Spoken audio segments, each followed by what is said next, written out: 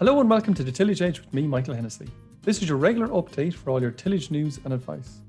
Many farmers haven't started planting crops this autumn, but more have actually finished more than a week ago. However, the majority of crops are still to be planted, and this will garner a head of steam over the weekend if the weather cooperates. The tillage industry has been well served with a supply of top quality certified seed, which ensures the crop gets a good start and produces high yields. There are many actors involved in this process of producing seed, from the major seed houses through Europe supplying varieties, to seed and multiplication houses here in Ireland, and of course the farmer who grows the seed. The Department of Agriculture is involved in overseeing the quality standards, which have to match the laid down legislation. It's often the case farmers producing the seed have more of an eye on costs and probably maybe forget about the steps involved in ensuring the quality of seed. In this podcast and next week's episode, we'll cover the story of seed from the farmer who grows the seed through the seed assembler and have a look at the checks and balances along the way. Today I'm delighted to be joined by Donal Fitzgerald, General Manager of Arable Seeds in Goldcrop, and Liam Day, a seed producing farmer from Whitegate in Cork. Donal and Liam, you're very welcome to the podcast and thanks for joining me. No problem, Michael. Glad to be here. Thank you, Michael. Thanks for having us. Okay, Donal, can I first come to you and maybe just start kind of from the starting point, I suppose. There are a number of generations of seed before the farmer, the endpoint farmer, gets his hands on the seeds. Maybe you might just run us down through the classification of those seeds so that the farmer can understand the bit that they get at the end. Sure, Michael. Yeah, I suppose when the breeder makes an initial cross, he's selecting on two different varieties. He's crossing them. He's trying to get a balanced population of genes into a variety, then that can go forward into trials, etc. So I suppose typically the breeder will have to produce the seed initially, and then subsequently from that it goes to become pre-basic seed. So at this stage it enters the certification scheme, and the variety is distinct, uniform, it's stable. It has generally got a name at this point. Sometimes it's still a code, but generally it has a name. And I suppose typically we would get either breeders or pre-basic seed to start our multiplications in Ireland. So if we have a variety that's coming through the trials, it looks good, we wanted to get a bit of it propagated. Generally speaking, at the start of a variety's life, the amount of seed that's available is quite small. So we have to start to multiply it up. So we usually start with something like a pre-basic seed, which is generally white label with a purple stripe through it. And from that, then we generate one generation on is what we call basic seed. And that's what I suppose most growers would know as white label. And that's typically what we put out on farms to propagate up to what is blue label then, which is the C1 generation. And that's the I suppose the consumer seed that we call, that goes out to farmers nationwide, and that's what we use in Ireland. For other countries, for example, they go with red label seed, and that's a further generation on. That's called C2 or red label seed. And I suppose we try to get with a slightly higher standard. Typically C1 is a higher standard seed, and that's what we use as our base seed in Ireland. Yeah, so it's a good high standard in the first place. Yeah. And obviously within that, the integrity of that seed multiplication along the way is hugely important, and the grower, as you described there in terms of the white label seed, is integral to that. What factors do you, as I suppose, seed multiplication houses consider when considering a new grower or even sticking with an existing grower? Yeah, I suppose familiarity is half the battle, really. I mean, if we have we typically work with a network of seed growers nationally, as most other seed houses do as well. We work with a network of seed growers who are experienced in the job. They're at it for years, and they're familiar with the nuances of growing seed. And they understand the necessity to have clean ground, I suppose. When I say clean ground, I'm talking about fields that are free of wild oats or brome or any other noxious weed, etc. And I suppose ideally we'd like to look for fresh ground as well, close as possible to first rotation, which generally means it's going to be free from any of the volunteers that might come from the previous crop or a different variety. Another thing that's important for us, I suppose, is the farmer involved needs to have an interest in it. And we generally find that the guys that we work with are, they're interested in growing seed, and they have a very good, interest in keeping their crops clean, their land clean, and they're good to cooperate with us and with the seed certification staff in the Department of Agriculture. And I suppose if I was to try to describe the makeup of a seed grower, it's typically the guy that's not the very, very big operators, because those guys are they're very busy. They have lots of things to do. And we need someone who has time to be able to devote. If they have to go out and drug the crop for some impurities, whatever it is, they have to be able to do that. They're the main factors, really, Michael. So, Liam, you have been growing seed for some time with Goldcrop, and I suppose really a similar question to Donal. Why did you decide to become a seed grower in the first place, and then why have you continued along the way to be a seed grower?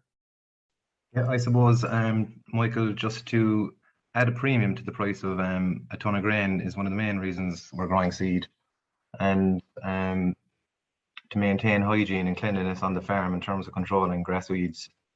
So in terms of your I suppose Donal mentioned it along the way around kind of rotational decisions as regards what crops come before various different crops. How much consideration do you put into that before you commit to putting into a field into a particular seed crop? Well, personally, I suppose the main break crops that I'm growing are maize, beet, and beans, and we'd hope to follow these crops then with 3 crops of seed barley.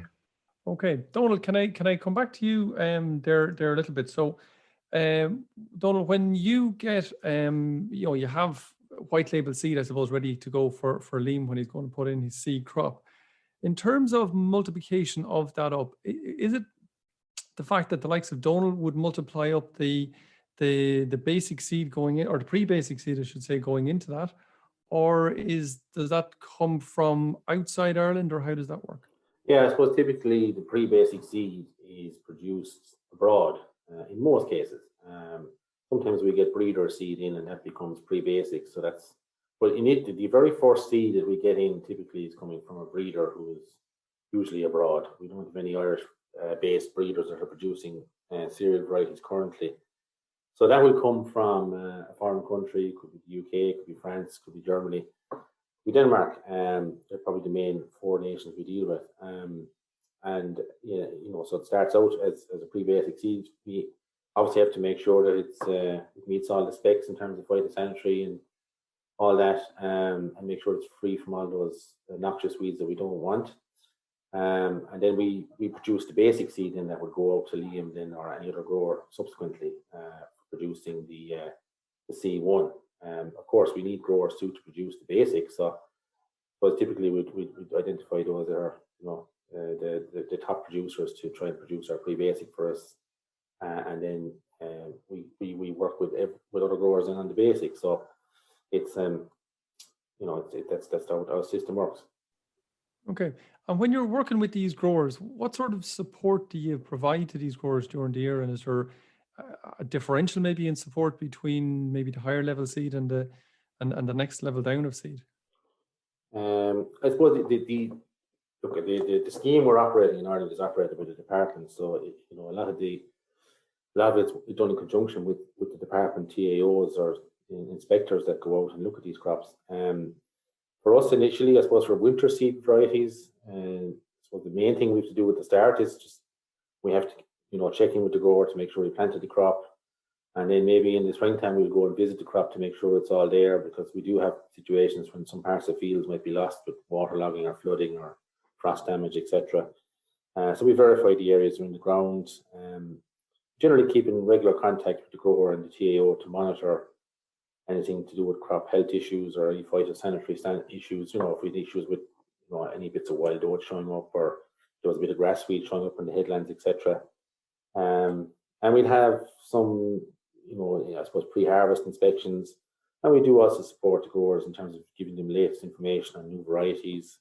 We have some crop walks and open days that seed growers and other people would come to attend. So that's how we keep in touch as much as possible. Okay, yeah. So there's relatively good contact with you between the two of you the whole way through the season. It would be. Yeah. So, Liam, coming back to you, just in terms of thinking about growing a seed crop versus growing a feed crop, is there anything that you generally would consider maybe more intently, or maybe do slightly differently from a seed crop in comparison to a feed crop along the year? And I suppose maybe people might often think about maybe the herbicides might be something that you might have more of an importance in comparison to a feed crop. Yeah, I suppose the herbicides is probably the one difference between growing a seed crop and a commercial crop. We generally use a graminicide on all the seed crops to control wild oats, and this helps us then kind of reduce the hand rogging of weeds throughout the season.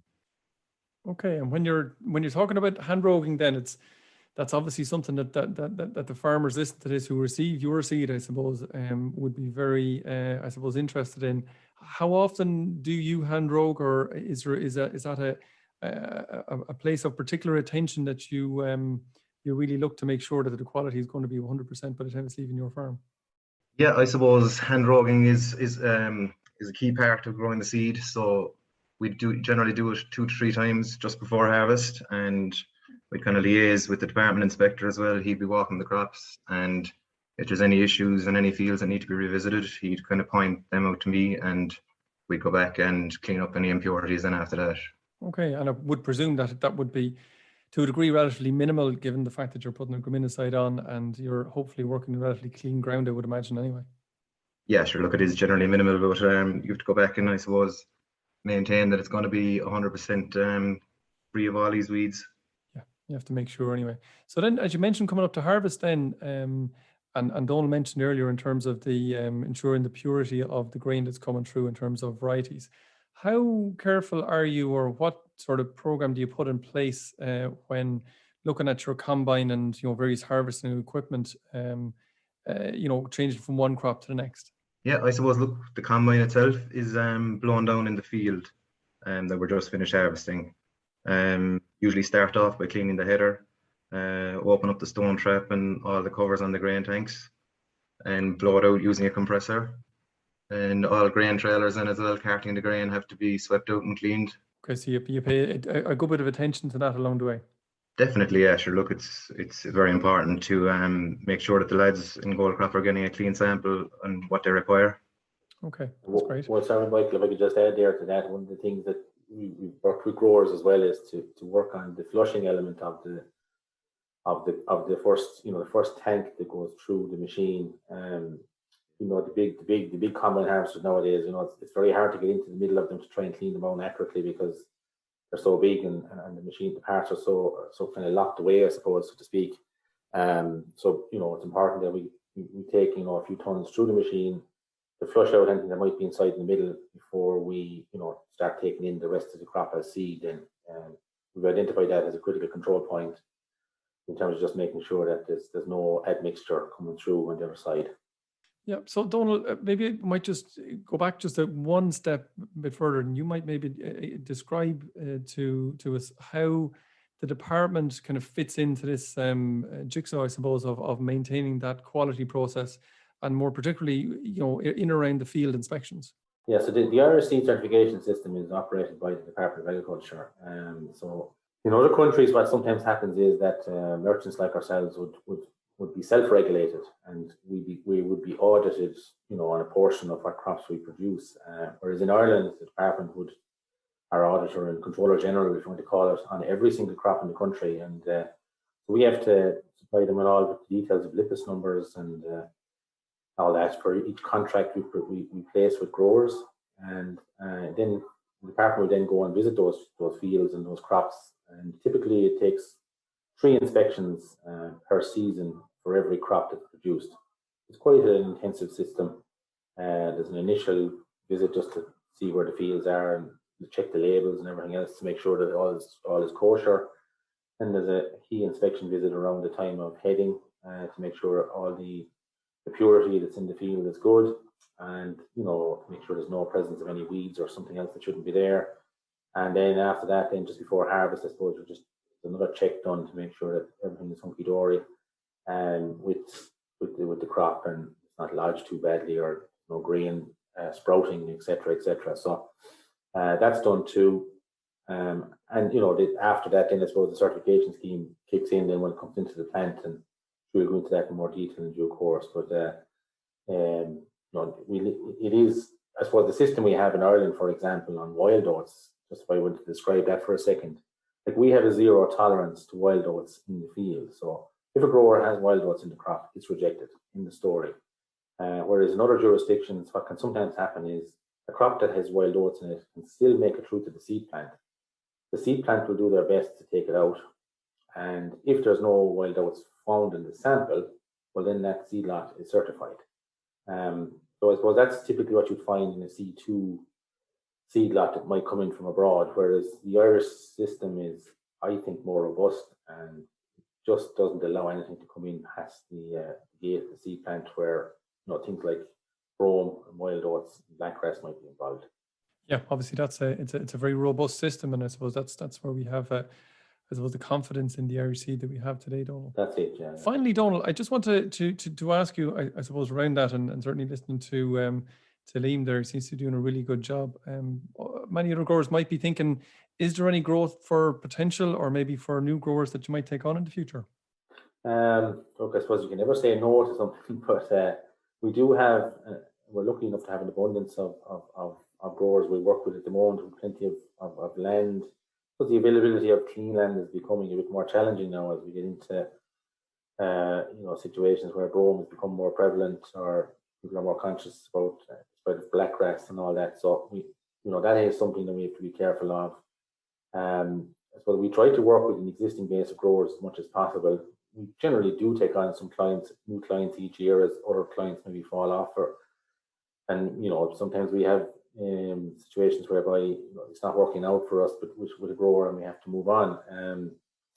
But there's only potential to produce so much seed. Really, the market is pretty flat. Not massive potential for growth in the market at present, and hopefully that will increase in due course.